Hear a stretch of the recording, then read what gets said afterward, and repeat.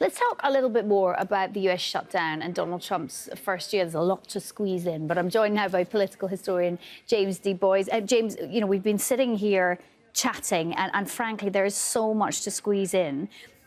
If you had to come up with a word to describe his year, sorry to put you on the spot, what would it be? Chaos.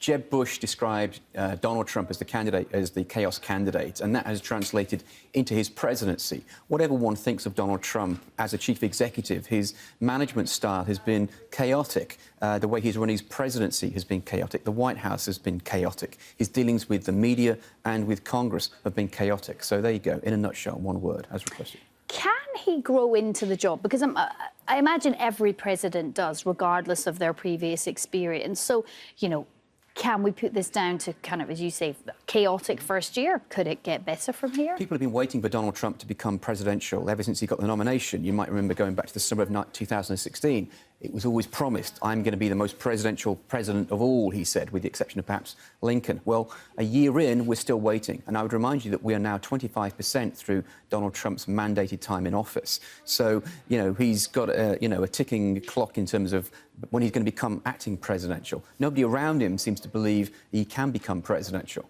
The concept of let Trump be Trump is one thing, but it appears that for too much of this year, it's been let Trump be Bannon, and that, of course, has become a great problem.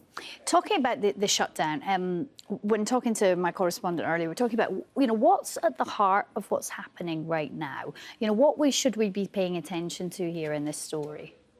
Well, the challenge, of course, is this is the first time there's ever been a government shutdown when one party has controlled all three levels of government, the presidency, the White House, the presidency, the House of Representatives and the Senate. Usually there's been one party controlling one and one party the other. So really it's going to be difficult for the Republican Party to try to cast off responsibility for this. They're trying very hard, calling it the Schumer shutdown. But, of course, that becomes problematic. Yes, you need to get 60 votes to basically clear a budget in the Senate, but quite frankly, the Republicans haven't even been able to get all of their own party to vote for this. So when you have Donald Trump as a private citizen and as a candidate saying that in the event of a shutdown, the president is always responsible, it's difficult to try and get him away from his own words, which time and again keep coming back to damn him.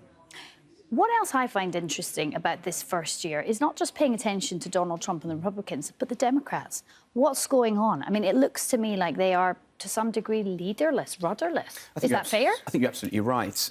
We need to sometimes keep an eye on the figures rather than on the bluster.